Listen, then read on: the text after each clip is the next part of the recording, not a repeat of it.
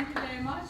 Two disclaimers, I'm not as cool as I was introduced. I'm a medical physicist, and I am actually with human health. So that's one of the research teams that exists within ANSTO. But I am an avid user of ACNS facilities. We have been using the Dingo beamline, our thermal neutron beamline, for development of assays and part of our project. But thank you very much for that very kind introduction. So today I'm going to speak on behalf of the NCEP team. NCEP stands for Neutron Capture Enhanced Particle Therapy, and we hope it is going to be the next disruptive technology which allows treating cancers that currently cannot be treated with pretty much no modality. I'm not sure how many of you know, but yes, this month actually is focused on pediatric cancers. And yesterday's focus was on pediatric brain cancers. And Minister Hunt announced extra $7 million in funding for MRFF, focused on one particular type of cancer to which I will be referring. So for those of you who are familiar with particle therapy, just you can daydream for the next 10 seconds. But particle therapy is a form of radiation therapy where we deliver the dose using the nucleus of an atom. And so we start with protons, and usually we stop at carbon.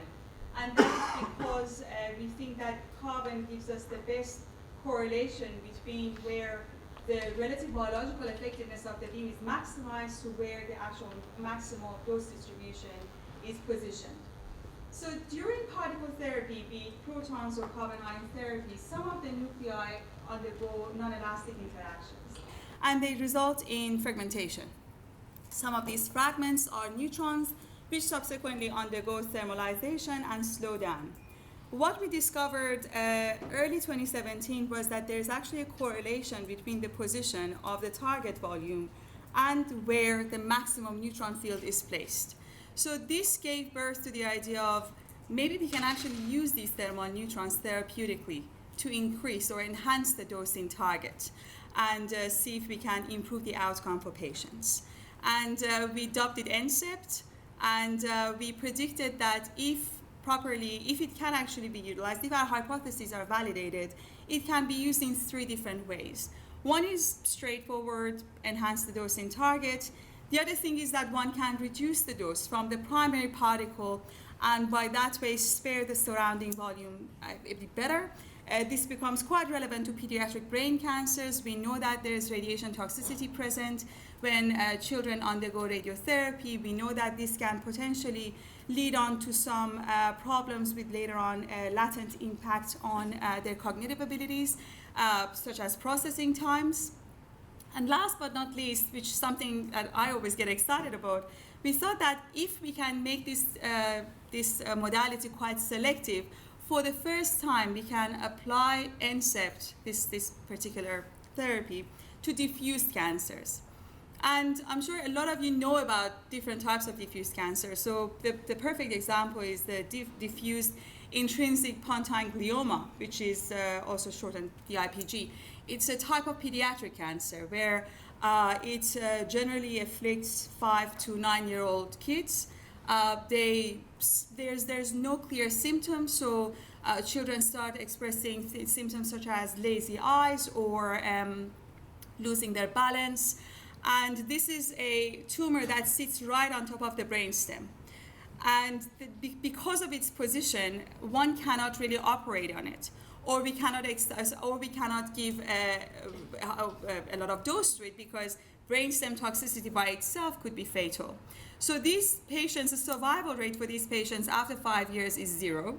There's currently no treatment available for them, and it's effectively a death sentence. So out of the 100 children that are diagnosed with brain cancer, 35 of them die within the next 5 years, and 20 of these are dying from DIPG. So if we can offer a treatment to them, in my opinion, it's worth pursuing it. So at this point, we have a patent that is lodged internationally, and we are planning now to go national in different parts of the world. And we also have a publication on the theory in Nature, which I can guide you to it if you're interested in it.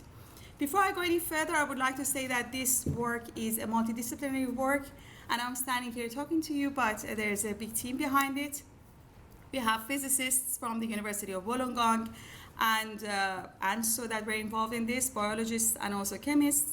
But now the collaboration is a multi-centered collaboration, and I can show you all the names who are involved. So in short, in 2017, we established a simulation model that was our proof of concept. We wanted to predict using our simulation models and biological models if in fact there was enough neutrons with known neutron capture drugs and concentrations that would give us an improvement of say 10% that is worth going forward.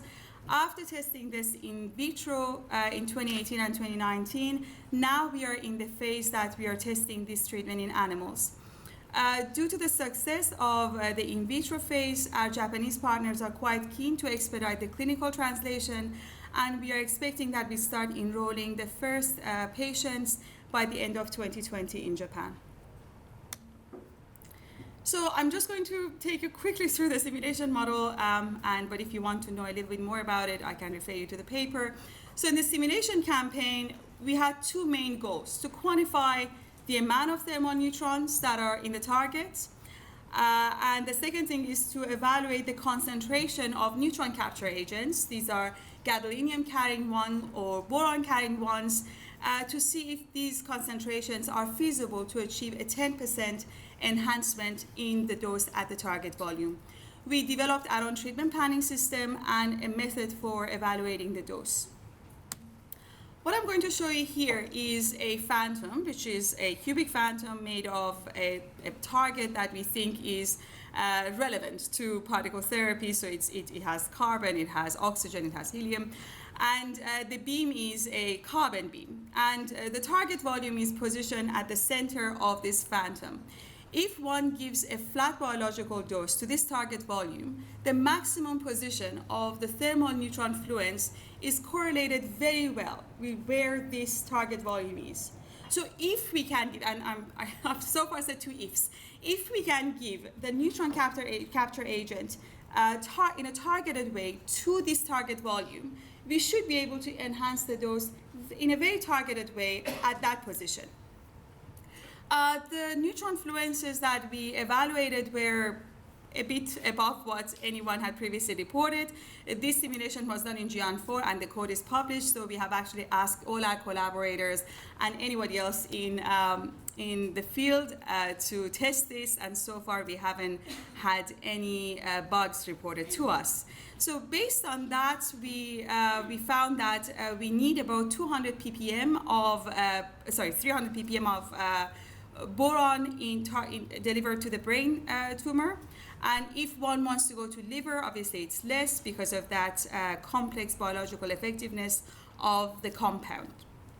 The numbers were a little bit high, but they're feasible. They've been reported clinically. So the next step came with planning our in vitro campaign. So we decided to choose two neutron capture agents, and this is where ACNS and the Dingo facility really came to our aid. We chose a compound that is a boronated amino acid. It's borono-L-phenylalanine. It uses a transporter that is expressed in glioma tumors.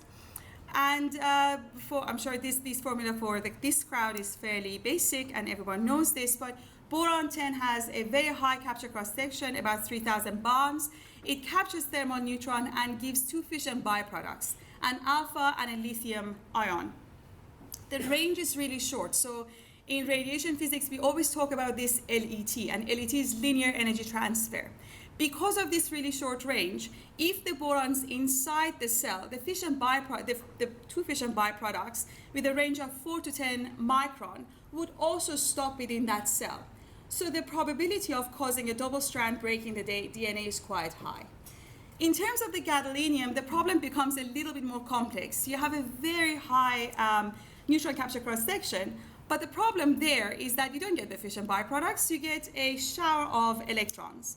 The ones that we are interested in are these Auger electrons, very low energy electrons with a range of 10 nanometers. So the holy grail of synthetic chemistry, from my understanding, is to try and get these Auger emitters intercalated within the DNA double helix, which is very difficult. So we decided to target something else in the cell. So we went down to the mitochondria. we decided to go to the second membrane of the mitochondria. As you all probably know, mitochondria is the food factory of the cell. So if you burst enough of them, cell cannot metabolize anything and hopefully will stop living.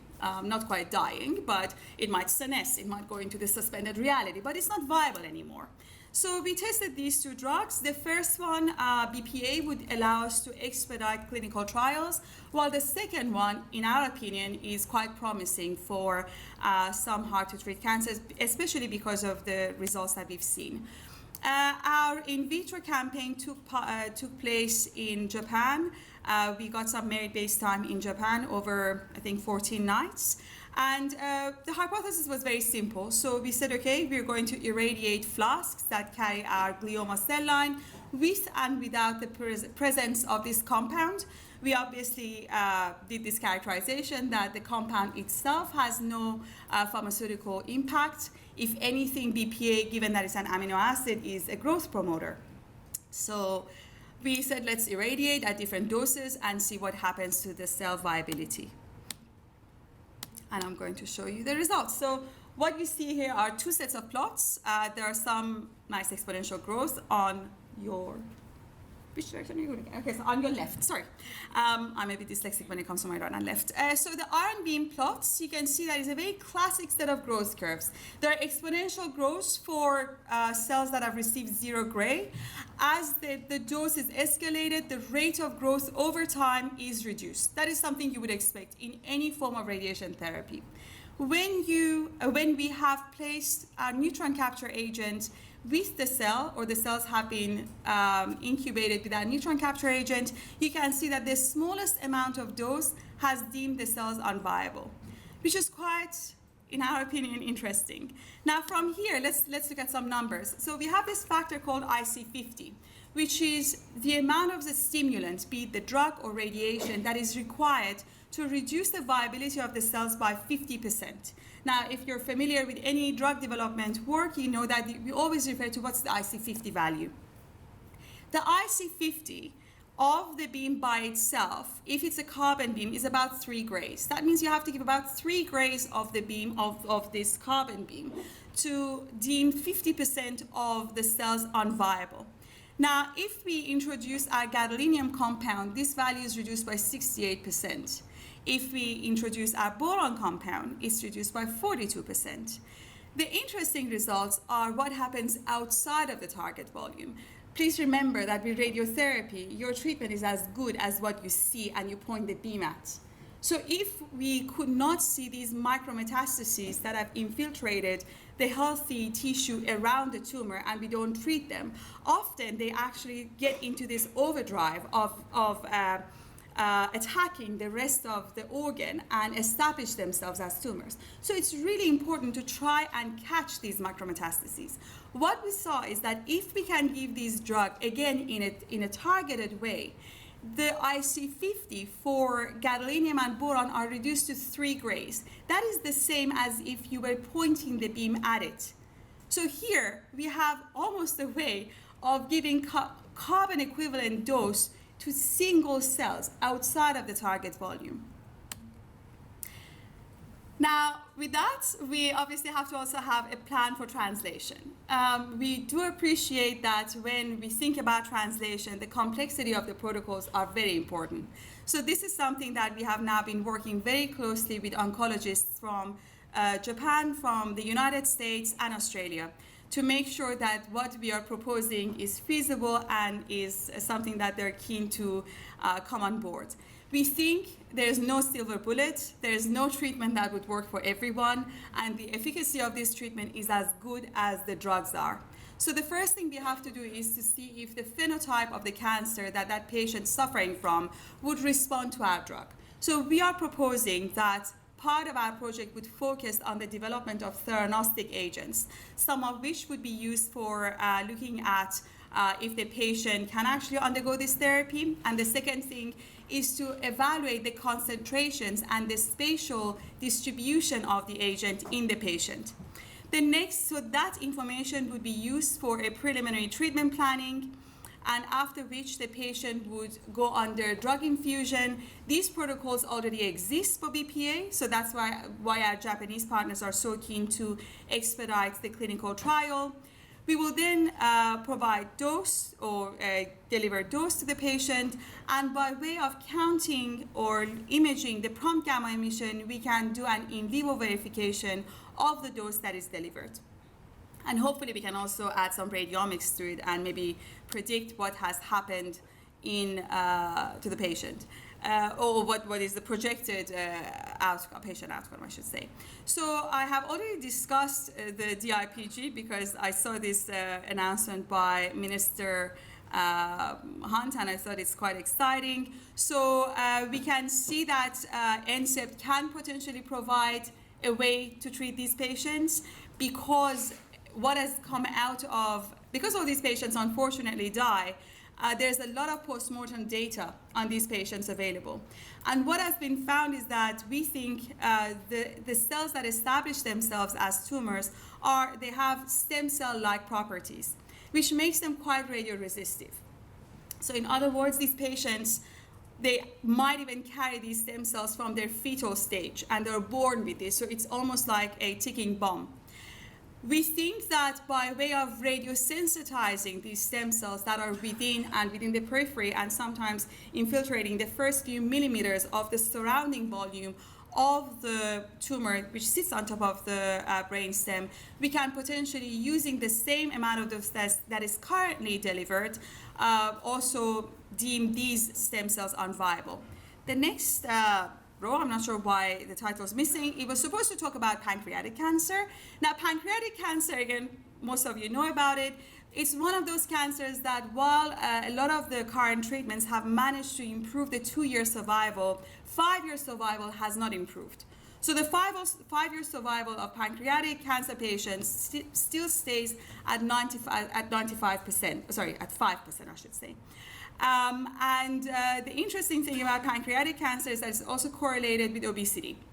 So it's projected that within the next 10 years, in the developed countries, it's going to be the second cause of death in cancer sufferers. So this would be mostly in the United States and in Australia, unfortunately.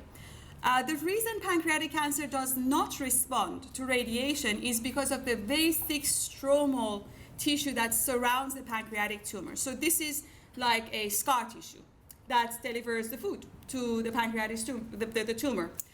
This is quite radioresistive. So we are proposing, because it's so blood rich, by way of infusing that stromal tissue with a neutron capture agent, we can hopefully make that part radiosensitized and deliver an option to 75% of pancreatic cancer patients who are suffering from unresectable tumors. This is for those of you who have not seen the announcement from Minister Hunt, the $7 million that was announced yesterday for MRFF. And last but not least, I'll wrap up very soon.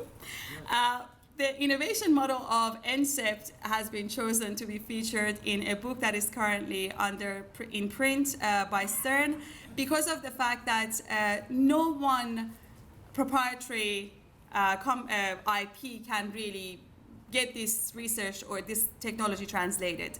So ANSTO holds the IP for NCEPT, but for it to be translated, we rely on beam delivering vendors and in vivo imaging systems. We have 2 companies that have come on board, RaySearch and IBA, who are going to help us with testing some of the modalities that we require for translating this technology. We think that in circles that I've outlined as red, there's a very rich avenue for creating more IP, which can be done in Australia. The development of neutron capture agents can be done in-house at ANSTO.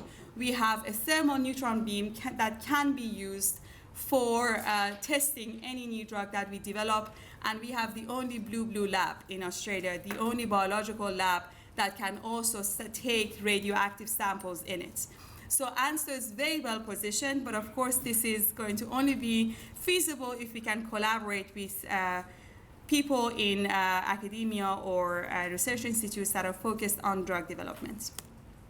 Now, these are the names of NCEPT collaboration, or people that are part of the NCEPT collaboration as of June We have not updated this with the name of our industry partners, but it's just to show you how there are quite a few people involved in this project at this early stage. And with that, I thank you very much for your attention.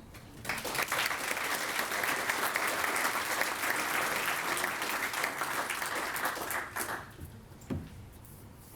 we have any questions?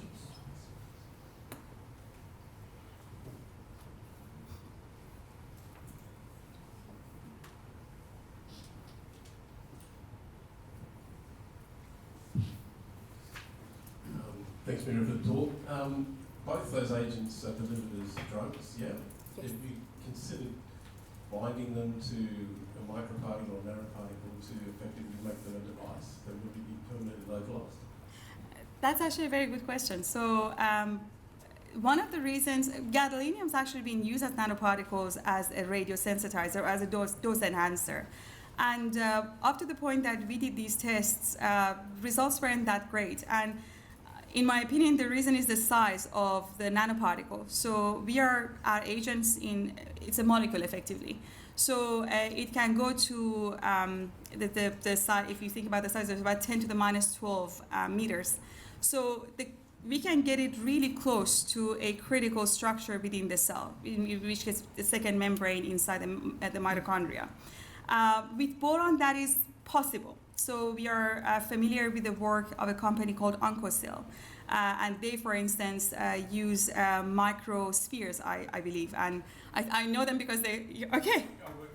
All right, okay, so OncoCell uses these phosphor, yes, and they get activated and they're beta emitters. So those are permanently implanted, and I think that actually, again, I'm aware of the clinical trials that they're running. As I said, there's no one silver bullet that would do everything. That approach is really good if you can resolve the tumor and you have a very well-defined target. We are thinking about targets that are not very well defined, so diffuse tumors or those that have metastasized to organs at risk. In pancreatic cancer, you have liver, stomach, intestine that is very close. Mitra, I have a question. I realise that gadolinium has a high capture cross-section for neutrons. That is correct.